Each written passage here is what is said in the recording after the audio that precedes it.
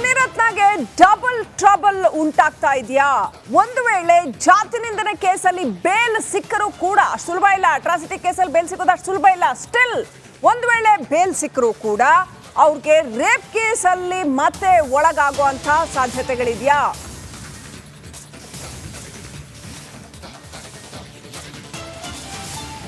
ಒಂದ್ ಕಡೆ ಸೇಫ್ ಆದ್ರೂ ಕೂಡ ಮತ್ತೊಂದ್ ಕಡೆ ಮತ್ತೆ ಲಾಕ್ ಆಗ್ತಾರ ಮುನಿರತ್ನ?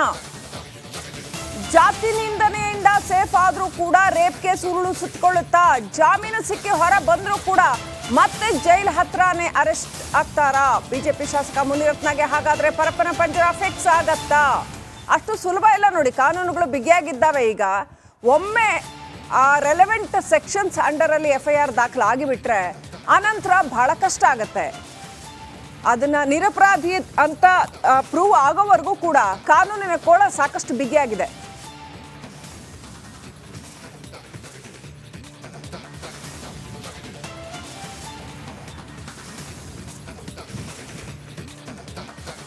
ಅಪ್ಡೇಟ್ ಪಡ್ಕೊಳ್ಳೋಣ. ಪ್ರತಿನಿಧಿ ನಾಗರಾಜ್ ಕನೆಕ್ಟ್ ಆಗಿದ್ದಾರೆ. ನಾಗರಾಜ್, ಮುನಿರತ್ನಗೆ ಇವಾಗ ಕಾನೂನಿನ ಕಂಟಕಗಳು ಸಿಕ್ಕಾಪಟ್ಟೆ ಇದೆ ಅಂತ ಒಂದು ಸಂತೋಷ ನಾಗರಾಜ್, ಏನ್ ಗೊತ್ತಾ, ಯಾರೇ ಪ್ರಭಾವಶಾಲಿ ವ್ಯಕ್ತಿ ಇರಲಿ, ನಾವು ದರ್ಶನ್ ಕೇಸಿಂದಾನು ನೋಡ್ಕೊಳ್ತಾ ಬಂದ್ವಿ, ರೆಲೆವೆಂಟ್ ಸೆಕ್ಷನ್ಸ್ ಅಂಡರ್ ಅಲ್ಲಿ FIR ಒಮ್ಮೆ ದಾಖಲಾದ್ರೆ ಅಷ್ಟು ಸುಲಭ ಇಲ್ಲ, ಮೊದಲಿನಷ್ಟು ಸುಲಭ ಇಲ್ಲ ಎಸ್ಕೇಪ್ ಆಗೋದು ಅಂತ. ಕಾನೂನಿನ ಕೋಳ ಸಾಕಷ್ಟು ಬಿಗಿಯಾಗಿದೆ. ಏನೆಲ್ಲ ಕಂಟಕ ಇದೆ ಈಗ ಮುನಿರತ್ನಗೆ ಕಾನೂನಿನ ಕಂಟಕ?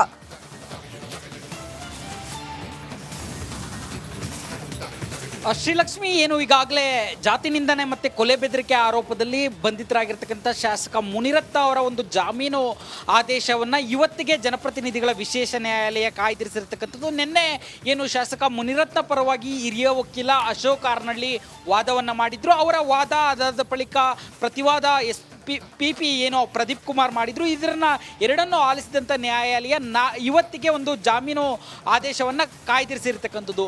ಇವತ್ತು ಅವರಿಗೆ ಬಹುತೇಕ ಜಾಮೀನು ಸಿಗೋ ಸಾಧ್ಯತೆ ಇದೆ ಅಂತೇಳಿ ಹೇಳಲಾಗ್ತಾ ಇರ್ತಕ್ಕಂಥದ್ದು. ಆದರೆ ಮುನಿರತ್ನಗೆ ಇರ್ತಕ್ಕಂಥ ಸಮಸ್ಯೆ ಏನಂತಂದ್ರೆ, ಈಗ ಏನು ಒಂದು ವೇಳೆ ಇವತ್ತು ಜನಪ್ರತಿನಿಧಿಗಳ ವಿಶೇಷ ನ್ಯಾಯಾಲಯ ಜಾಮೀನು ನೀಡಿದ್ರು ಸಹ ಏನು ಸಂಜೆ ವೇಳೆಗೆ ಅವರು ಪರಪ್ಪನ ಅಗ್ರಹಾರದಿಂದ ಬಿಡುಗಡೆ ಆಗ್ತಾರೆ. ಈ ವೇಳೆಗೆ ಕಳೆದ ರಾತ್ರಿ ಅವರ ಮೇಲೆ ಅತ್ಯಾಚಾರ ಆರೋಪದಲ್ಲಿ ಪ್ರಕರಣ ದಾಖಲಾಗಿದೆ ಕಗ್ಲಿಪುರ ಠಾಣೆಯಲ್ಲಿ. ಹೀಗಾಗಿ ಕಗ್ಲಿಪುರ ಠಾಣೆ ಪೊಲೀಸರು ಪರಪ್ಪನ ಅಗ್ರಹಾರದ ಬಳಿ ಹೋಗಿ ರಿಲೀಸ್ ಆಗ್ತಾ ಇದ್ದಂಗೆ ಅವರನ್ನು ಬಂಧಿಸುವ ಸಾಧ್ಯತೆ ಇರತಕ್ಕಂಥದ್ದು. ಒಂದು ವೇಳೆ ಅವರಿಗೆ ಈ ಒಂದು ಪ್ರಕರಣದಲ್ಲಿ ಜಾಮೀನು ಅರ್ಜಿ ವಜಾ ಆಗಿದ್ದೇ ಆದರೆ ಏನು ಅವರು ನ್ಯಾಯಾಂಗ ಬಂಧನದಲ್ಲಿದ್ದಾರೆ, ಅವರು ಹೆಚ್ಚಿನ ಕಸ್ಟಡಿಗೆ ಬೇಕು ಅಂತೇಳಿ ಬಾಡಿ ವಾರೆಂಟ್ ಸಲ್ಲಿಸಿ ಅವರನ್ನು ಕಸ್ಟಡಿಗೆ ಪಡೆಯೋ ಸಾಧ್ಯತೆ ಇರತಕ್ಕಂಥದ್ದು. ಹೀಗಾಗಿ ಮುನಿರತ್ನಗೆ ಒಂದು ಕಡೆ ಜಾಮೀನು ಸಿಗುತ್ತೋ ಇಲ್ವೋ ಅನ್ನೋ ಒಂದು ಟೆನ್ಷನ್ ಒಂದು ಕಡೆ, ಆದರೆ ಜಾಮೀನು ಸಿಕ್ಕರೆ ನಾನು ಮತ್ತೆ ಅರೆಸ್ಟ್ ಆಗ್ತೀನಿ ಅನ್ನೋ ಟೆನ್ಷನ್ ಒಂದು ಕಡೆ ಇರತಕ್ಕಂಥದ್ದು. Srilakshmi, right, thank you Nagaraj ಡೀಟೇಲ್ಸ್ಗಾಗಿ.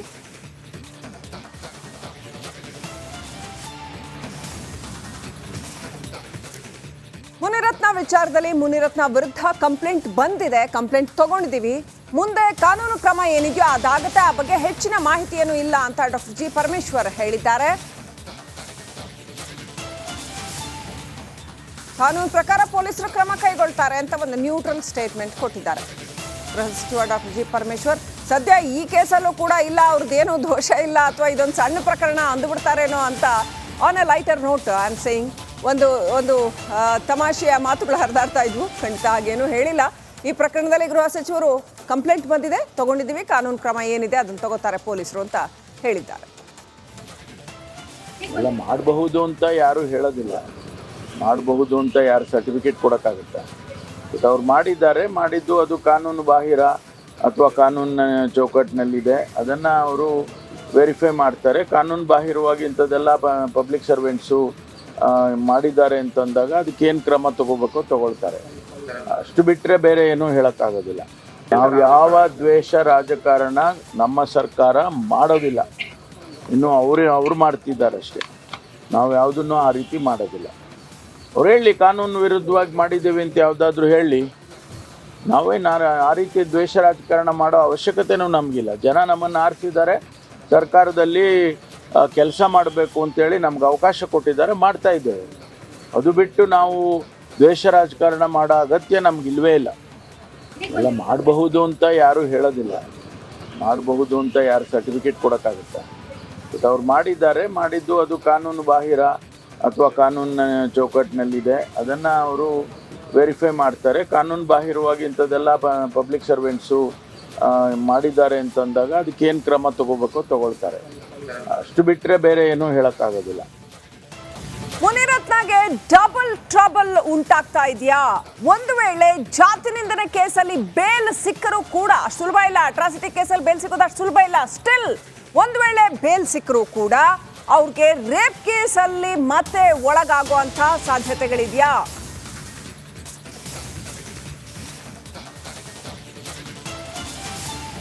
ಒಂದ್ ಕಡೆ ಸೇಫ್ ಆದ್ರೂ ಕೂಡ ಮತ್ತೊಂದ್ ಕಡೆ ಮತ್ತೆ ಲಾಕ್ ಆಗ್ತಾರ ಮುನಿರತ್ನ? ಜಾತಿ ನಿಂದನೆಯಿಂದ ಸೇಫ್ ಆದ್ರೂ ಕೂಡ ರೇಪ್ ಕೇಸ್ ಉರುಳು ಸುತ್ತಕೊಳ್ಳುತ್ತಾ?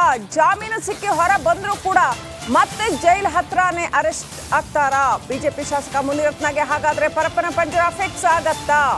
ಅಷ್ಟು ಸುಲಭ ಇಲ್ಲ ನೋಡಿ. ಕಾನೂನುಗಳು ಬಿಗಿಯಾಗಿದ್ದಾವೆ. ಈಗ ಒಮ್ಮೆ ಆ ರೆಲೆವೆಂಟ್ ಸೆಕ್ಷನ್ಸ್ ಅಂಡರ್ ಅಲ್ಲಿ FIR ದಾಖಲಾಗಿಬಿಟ್ರೆ ಆನಂತರ ಬಹಳ ಕಷ್ಟ ಆಗತ್ತೆ. ಅದನ್ನ ನಿರಪರಾಧಿ ಅಂತ ಪ್ರೂವ್ ಆಗೋವರೆಗೂ ಕೂಡ ಕಾನೂನಿನ ಕೋಳ ಸಾಕಷ್ಟು ಬಿಗಿಯಾಗಿದೆ.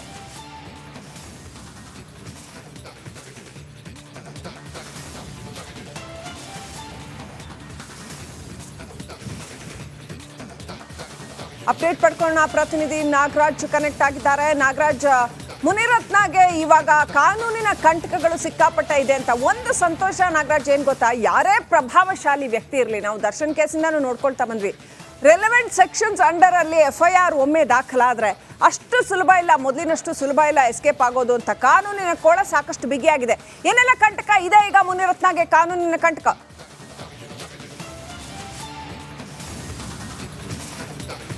ಶ್ರೀಲಕ್ಷ್ಮಿ, ಏನು ಈಗಾಗಲೇ ಜಾತಿ ನಿಂದನೆ ಮತ್ತೆ ಕೊಲೆ ಬೆದರಿಕೆ ಆರೋಪದಲ್ಲಿ ಬಂಧಿತರಾಗಿರ್ತಕ್ಕಂಥ ಶಾಸಕ ಮುನಿರತ್ನ ಅವರ ಒಂದು ಜಾಮೀನು ಆದೇಶವನ್ನು ಇವತ್ತಿಗೆ ಜನಪ್ರತಿನಿಧಿಗಳ ವಿಶೇಷ ನ್ಯಾಯಾಲಯ ಕಾಯ್ದಿರಿಸಿರ್ತಕ್ಕಂಥದ್ದು. ನಿನ್ನೆ ಏನು ಶಾಸಕ ಮುನಿರತ್ನ ಪರವಾಗಿ ಹಿರಿಯ ವಕೀಲ ಅಶೋಕ್ ಆರ್ನಳ್ಳಿ ವಾದವನ್ನು ಮಾಡಿದ್ರು. ಅವರ ವಾದ ಅದಾದ ಬಳಿಕ ಪ್ರತಿವಾದ ಪಿ ಏನೋ ಪ್ರದೀಪ್ ಕುಮಾರ್ ಮಾಡಿದ್ರು. ಇದನ್ನ ಎರಡನ್ನೂ ಆಲಿಸಿದಂಥ ನ್ಯಾಯಾಲಯ ಇವತ್ತಿಗೆ ಒಂದು ಜಾಮೀನು ಆದೇಶವನ್ನು ಕಾಯ್ದಿರಿಸಿರ್ತಕ್ಕಂಥದ್ದು.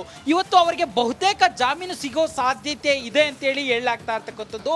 ಆದರೆ ಮುನಿರತ್ನಗೆ ಇರ್ತಕ್ಕಂಥ ಸಮಸ್ಯೆ ಏನಂತಂದ್ರೆ, ಈಗ ಏನು ಒಂದು ವೇಳೆ ಇವತ್ತು ಜನಪ್ರತಿನಿಧಿಗಳ ವಿಶೇಷ ನ್ಯಾಯಾಲಯ ಜಾಮೀನು ನೀಡಿದ್ರು ಸಹ ಏನು ಸಂಜೆ ವೇಳೆಗೆ ಅವರು ಪರಪ್ಪನ ಅಗ್ರಹಾರದಿಂದ ಬಿಡುಗಡೆ ಆಗ್ತಾರೆ. ಈ ವೇಳೆಗೆ ಕಳೆದ ರಾತ್ರಿ ಅವರ ಮೇಲೆ ಅತ್ಯಾಚಾರ ಆರೋಪದಲ್ಲಿ ಪ್ರಕರಣ ದಾಖಲಾಗಿದೆ ಕಗ್ಲಿಪುರ ಠಾಣೆಯಲ್ಲಿ. ಹೀಗಾಗಿ ಕಗ್ಲಿಪುರ ಠಾಣೆ ಪೊಲೀಸರು ಪರಪ್ಪನ ಅಗ್ರಹಾರದ ಬಳಿ ಹೋಗಿ ರಿಲೀಸ್ ಆಗ್ತಾ ಇದ್ದಂಗೆ ಅವರನ್ನು ಬಂಧಿಸುವ ಸಾಧ್ಯತೆ ಇರತಕ್ಕಂಥದ್ದು. ಒಂದು ವೇಳೆ ಅವರಿಗೆ ಈ ಒಂದು ಪ್ರಕರಣದಲ್ಲಿ ಜಾಮೀನು ಅರ್ಜಿ ವಜಾ ಆಗಿದ್ದೇ ಆದರೆ ಏನು ಅವರು ನ್ಯಾಯಾಂಗ ಬಂಧನದಲ್ಲಿದ್ದಾರೆ, ಅವರು ಹೆಚ್ಚಿನ ಕಸ್ಟಡಿಗೆ ಬೇಕು ಅಂತೇಳಿ ಬಾಡಿ ವಾರೆಂಟ್ ಸಲ್ಲಿಸಿ ಅವರನ್ನು ಕಸ್ಟಡಿಗೆ ಪಡೆಯೋ ಸಾಧ್ಯತೆ ಇರತಕ್ಕಂಥದ್ದು. ಹೀಗಾಗಿ ಮುನಿರತ್ನಗೆ ಒಂದು ಕಡೆ ಜಾಮೀನು ಸಿಗುತ್ತೋ ಇಲ್ವೋ ಅನ್ನೋ ಒಂದು ಟೆನ್ಷನ್ ಒಂದು ಕಡೆ ಆದರೆ, ಜಾಮೀನು ಸಿಕ್ಕರೆ ನಾನು ಮತ್ತೆ ಅರೆಸ್ಟ್ ಆಗ್ತೀನಿ ಅನ್ನೋ ಟೆನ್ಷನ್ ಒಂದು ಕಡೆ ಇರತಕ್ಕಂಥದ್ದು. Srilakshmi, right, thank you Nagaraj ಡೀಟೇಲ್ಸ್ಗಾಗಿ.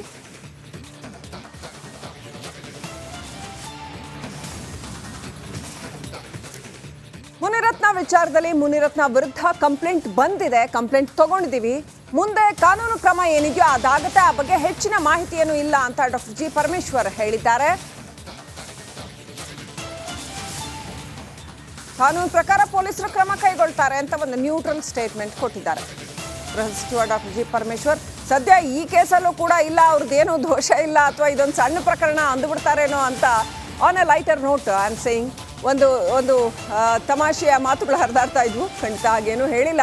ಈ ಪ್ರಕರಣದಲ್ಲಿ ಗೃಹ ಸಚಿವರು ಕಂಪ್ಲೇಂಟ್ ಬಂದಿದೆ, ತಗೊಂಡಿದ್ದೀವಿ, ಕಾನೂನು ಕ್ರಮ ಏನಿದೆ ಅದನ್ನು ತಗೋತಾರೆ ಪೊಲೀಸರು ಅಂತ ಹೇಳಿದ್ದಾರೆ.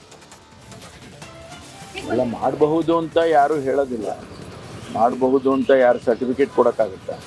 ಬಟ್ ಅವ್ರು ಮಾಡಿದ್ದಾರೆ, ಮಾಡಿದ್ದು ಅದು ಕಾನೂನು ಬಾಹಿರ ಅಥವಾ ಕಾನೂನಿನ ಚೌಕಟ್ಟಿನಲ್ಲಿದೆ, ಅದನ್ನು ಅವರು ವೆರಿಫೈ ಮಾಡ್ತಾರೆ. ಕಾನೂನು ಬಾಹಿರವಾಗಿ ಇಂಥದ್ದೆಲ್ಲ ಪಬ್ಲಿಕ್ ಸರ್ವೆಂಟ್ಸು ಮಾಡಿದ್ದಾರೆ ಅಂತಂದಾಗ ಅದಕ್ಕೇನು ಕ್ರಮ ತಗೋಬೇಕೋ ತಗೊಳ್ತಾರೆ. ಅಷ್ಟು ಬಿಟ್ಟರೆ ಬೇರೆ ಏನೂ ಹೇಳೋಕ್ಕಾಗೋದಿಲ್ಲ. ನಾವು ಯಾವ ದ್ವೇಷ ರಾಜಕಾರಣ ನಮ್ಮ ಸರ್ಕಾರ ಮಾಡೋದಿಲ್ಲ.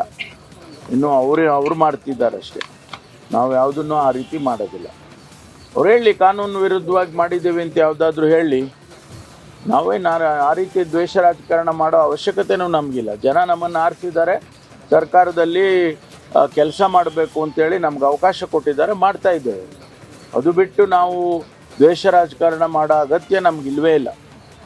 ಎಲ್ಲ ಮಾಡಬಹುದು ಅಂತ ಯಾರೂ ಹೇಳೋದಿಲ್ಲ, ಮಾಡಬಹುದು ಅಂತ ಯಾರು ಸರ್ಟಿಫಿಕೇಟ್ ಕೊಡೋಕ್ಕಾಗುತ್ತೆ. ಬಟ್ ಅವ್ರು ಮಾಡಿದ್ದಾರೆ, ಮಾಡಿದ್ದು ಅದು ಕಾನೂನು ಬಾಹಿರ ಅಥವಾ ಕಾನೂನಿನ ಚೌಕಟ್ಟಿನಲ್ಲಿದೆ ಅದನ್ನು ಅವರು ವೆರಿಫೈ ಮಾಡ್ತಾರೆ. ಕಾನೂನು ಬಾಹಿರವಾಗಿ ಇಂಥದ್ದೆಲ್ಲ ಪಬ್ಲಿಕ್ ಸರ್ವೆಂಟ್ಸು ಮಾಡಿದ್ದಾರೆ ಅಂತಂದಾಗ ಅದಕ್ಕೇನು ಕ್ರಮ ತಗೋಬೇಕೋ ತಗೊಳ್ತಾರೆ. ಅಷ್ಟು ಬಿಟ್ಟರೆ ಬೇರೆ ಏನೂ ಹೇಳೋಕ್ಕಾಗೋದಿಲ್ಲ.